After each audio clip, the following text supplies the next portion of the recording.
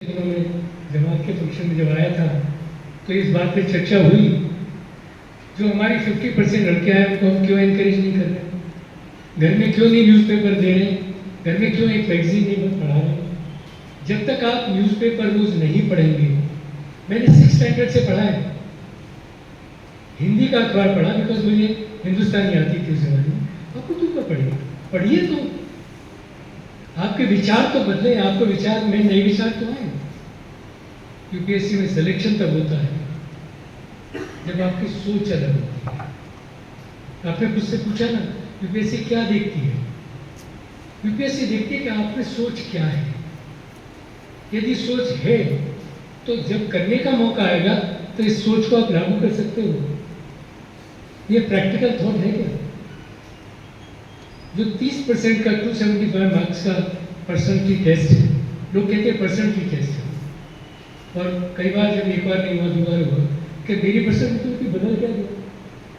बदल ये गया कि माहौल बदला, आपके साथी बदले और आपके बात करने का तरीका बदला।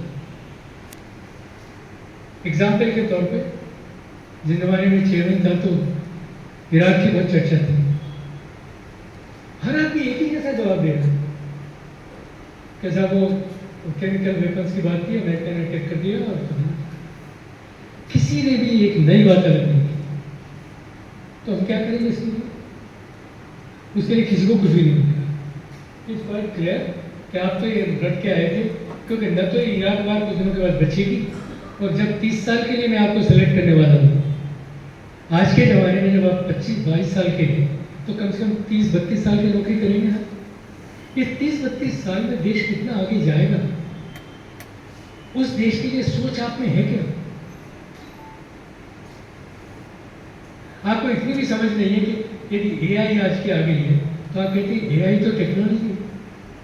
एआई आज के ज़माने में इस देश का बच्चा जानता है। आपको कोई भी सड़क पर चलता बता देगा कि 5G क्या होता है। इसको क्या टेक्नोलॉजी समझे? सुहेल भाई ने कहा कि साहब बच्चे मेरे बोर्ड में नहीं आने चाहते, 100 नहीं आने चाहते। उसके कारण भी बताता हूँ। जितनी कोचिंग सेंटर्स हैं वो आपको तैयार कराते हैं कुछ विषयों को, और जब बोर्ड आपसे हटके पूछता है वो बहुत मुश्किल है। मुझे अभी तक याद है एक सवाल मैंने पूछा बच्चों से, हर बच्चे हिंदू पढ़ के आते हैं, ये भी आप यहाँ उर्दू की बात कर रहे हैं, हर बच्चा हिंदू न्यूज़पेपर पढ़ता है। आप विश्वास नहीं करते, मैं हिंदू का एडिटोरियल पढ़ने की जो उसकी अंग्रेजी है मुझे मुश्किल होती है, मैं नहीं पढ़ता हूँ। मैंने रीडर डाइजेस्ट भी नहीं पढ़ा, तो वो चीज़ पढ़ी तो समझ आए, पर एक देश का जो न्यूज़पेपर पढ़ा। तो मैंने लड़के से पूछा, उसने कहा कि सर मैंने हिंदू पढ़ा। तो देखिए कंफ्यूजन कैसे होता है। मैंने उससे सवाल पूछा कि भाई आज के हिंदू में 2 बड़े फुल पेज के एडवर्टाइजमेंट हैं, कुछ याद करके बताइए वो क्या होंगे। ये कोई बुरी बात है भाई? This only demonstrate the observation power of any candidate. बहुत पहले भी एक सवाल पूछा जाता था कि जब आप चेन्नई से दिल्ली आ रहे हैं, रेल यात्रा आपने की है, तो रेल यात्रा में बताइए क्या क्या चीज़ें आपने देखी। इट इज़ टू जज your observation, your belongingness to the surrounding.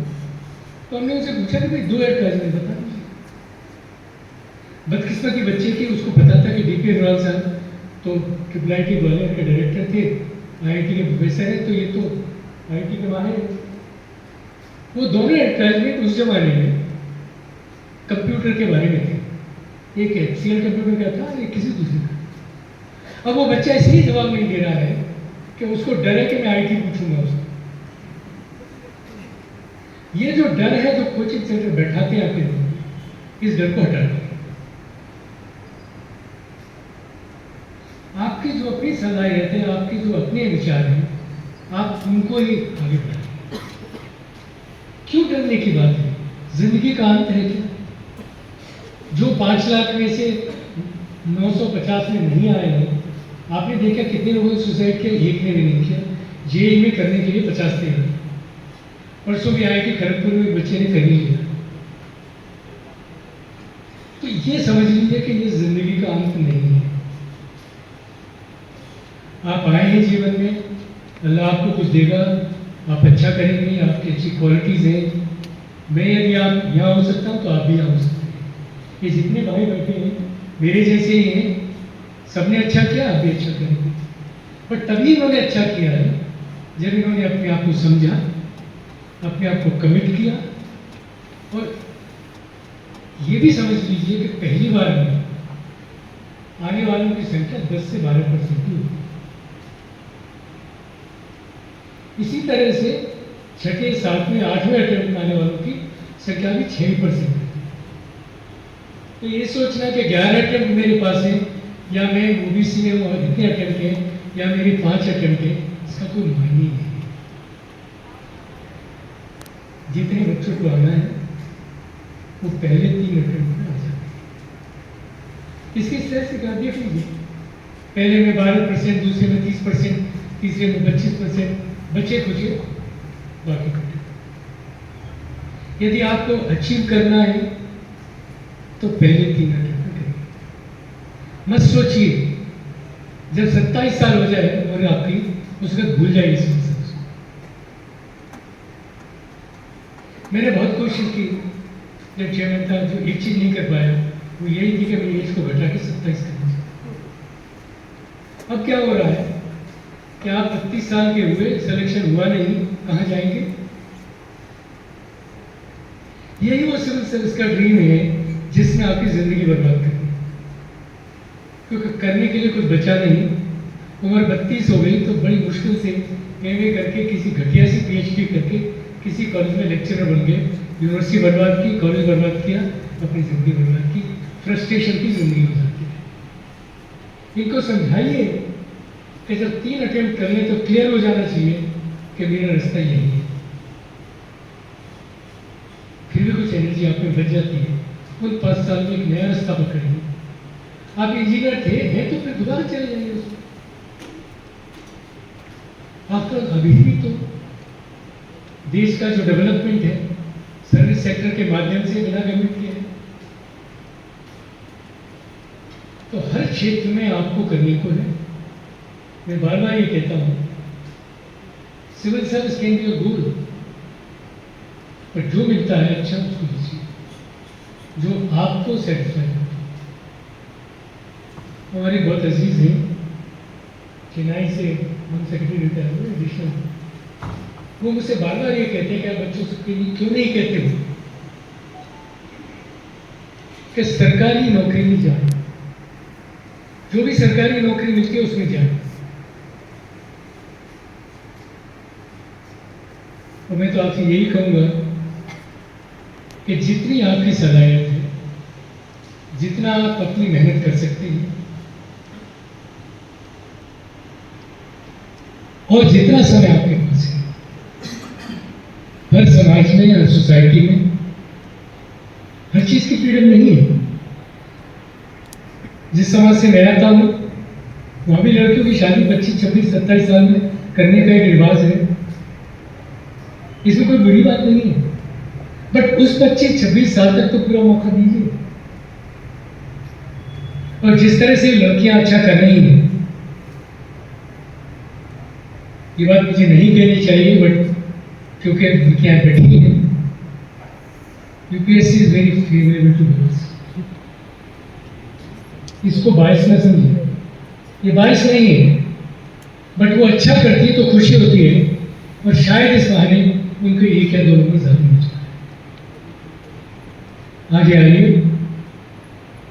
University exam से अलग है।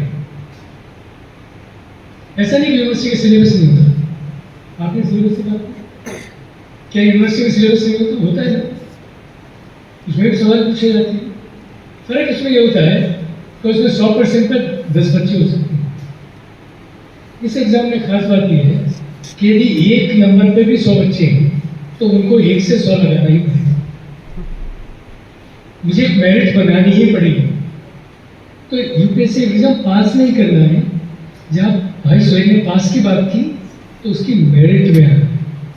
अब समझ रहे ना, यही फर्क है यूनिवर्सिटी में और इस एग्जाम में। ये एग्जाम सिलेक्शन का है, इस देश की सर्वोच्च सेवा का है, इसकी मेरिट में आपको आना है।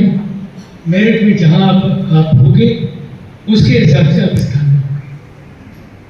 मुझे कोई दो राय नहीं है कि आप अच्छा करोगे, डरने की बिल्कुल जरूरत नहीं है। कोई भी आपको कुछ कहता है उससे घबराना नहीं। आपने बड़ी अच्छी बात कही कि जब आप अपना इलेक्टिव चूज करें तो अच्छी तरह सोच समझ लें, किसी के कहने से न करें। बिफोर आई क्लोज इतना और बता देता हूँ, पिछले साल 7000 बच्चों ने हिस्ट्री लिया है, इंफॉर्मेशन उनमें से 70% इंजीनियरिंग के लड़के थे, उन्होंने MSc हिस्ट्री वालों से बेहतर किया। I leave this thought to you. Thank you.